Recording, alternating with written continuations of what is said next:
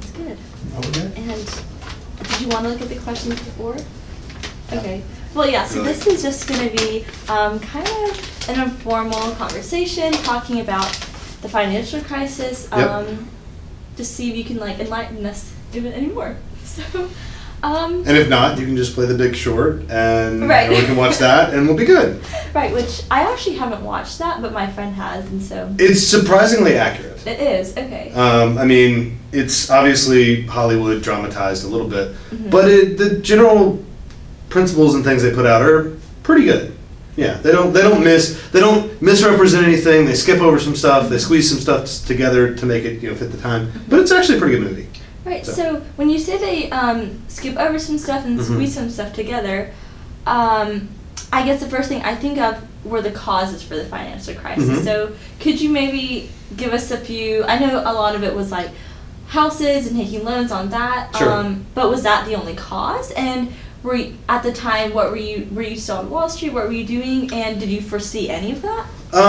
Yeah. Okay. So like 8 questions in there all at Right. once. So I'll pick apart the ones I want. I would say that there were kind of 3 root causes. One was kind of a result of some of the, in my opinion, Clinton and some of his economic policies, specifically deregulation, right? So deregulation, and in the 90s, giving the banks more freedom, the investment banks more freedom to be more creative. Anytime you give Wall Street the ability to make some money, they're going to. All the way right up to the line, and then they'll take 2 steps over, then when they get caught, they'll take 1 step back. That's how Wall Street works. Always has, probably always will. So deregulation spurred economic activity and spurred a lot of liquidity and changes in the financial markets, which is good or bad. The second one, I would say, was just an overarching desire, and frankly, some of this actually happened in Atlanta, to change the mortgage industry, because the mortgage industry and frankly the credit ratings industry had been racist for a long time. And a lot of the numbers, a lot of the stats proved that out, in that it was harder to get a home mortgage as a black person, right? And we sort of had this political climate, and the American dream involves owning a home, so we relaxed some of the requirements for home ownership, right? So that was the second one. The third one was the derivatives industry. And the derivatives industry, there's really no way to explain it that doesn't boil down to betting. Right? So if I have, in the most basic terms, a derivative is a contract between 2 people, or 2 companies or 2 entities, betting on the outcome of something else happening. So a classic example, we're sitting in high school, you and another one of your teachers could enter into a contract on whether or not your little sister would get an A in history class. Right? You have a little sister, right? And she's probably a pretty good student. Debatable. Okay, the genes win in case she's capable of getting an A in history, right? So you enter into a futures contract. Basically, if your sister gets an A, you get $1. If your sister doesn't get an A, you pay $5. So that's a 5-to-1 futures contract. Now, in that situation, you actually have a relationship with your sister. You can help her study. You can influence that. But let's say that contract is not on your sister, but on some random student in Oregon. Right? Now, you have no relationship to the student in Oregon. You have no way to affect the outcome. The teacher doesn't teach that student. You don't know that student. That's what a futures contract is. You're just betting on the outcome of something and wrapping it up in some fancy math. Right? The 5-to-1, there'd be some math to figure out. It's 5-to-1, 3-to-1. So that market was always really, really hard to figure out what is that contract worth. Right? Because now you have a contract. You walk away from that deal that pays you $1 if this person gets an A. Well, let's say you don't want to own that contract in a week. You want to sell it, right? You want to get rid of it. What's it worth, right?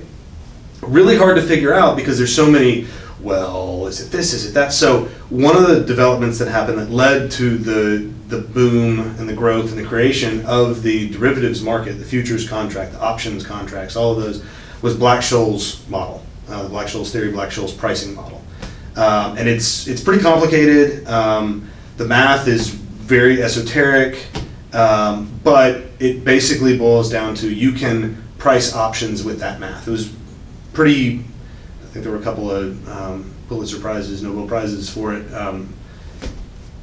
I studied it in college. It's not necessarily something you wouldn't study in high school, but it's, if you look it up and look up the derivation, it's like a couple pages of proof. But once we had that tool, then we could start pricing options, pricing futures contracts, and then that market could be created. So you kind of had those three things. You had the birth of the birth and rise of the derivatives contracts and the derivatives market, a deregulation of an industry, Wall Street, and the desire, politically and otherwise, to increase home ownership as much as you could. Those three things, I would say, were three of the main root causes of the eventual collapse. And for your last cause, who came up with all those algorithms and formulas? Black and Scholes. Black and Scholes. So is that a think tank? Is that a professor? Who regulates the economy and who decides how that works? Okay, so the people that came up with it, look it up on Wikipedia, because I'm not going to remember all the history. Okay. I remember some of the math, I don't remember the history. Myron Scholes and somebody Black, they were economists at Chicago, and they were theoretical economists. They came up with, it was kind of a successive thing. There were a couple other people involved. I think one of them died before they got their Nobel, and so, or he wasn't on it, so it's not Black Scholes. I think Black Scholes, it was maybe Merton. Black Scholes and Merton. Anyways, they were theoretical economists, and really they kind of figured the math out a long time ago. It really didn't get practical because this is a math formula that has lots of variables in it. The math you can't do in your head. Humans, some can. Most humans, and definitely stockbrokers and traders on the floor, can't do the math on their head, and it's kind of counterintuitive math. It's not one of those, like, it's not a line. It's like kind of like distributions and bell curves on top of bell curves on top of bell curves. But some of the calculators that, actually came out in the mid to late 80s had the function built in. So once you had it built into a calculator, that technology allowed people to do the math and price these things in a market-based way. You didn't have to call and say, hey, I want an option dated here with this and this and this, and they tell you the price the next day. They could tell you the price on the spot, which that technology enabled that market to kind of get going. So that actually happened in the 80s and then sort of grew over time, and then with the mortgage-backed securities and CDOs and all that sort of stuff blew up. But that was sort of the underlying base technology that had to be there. So nobody really controls that. Definitely nobody controlled it before the mortgage crisis. I guess. Just wanted to double check this audio. Okay. Sure. I I'm gonna checked it take my earlier, search but off I want because to it is double kind of check, fun. make sure we're getting everything. But you were doing so well. You were just like on top of all of it.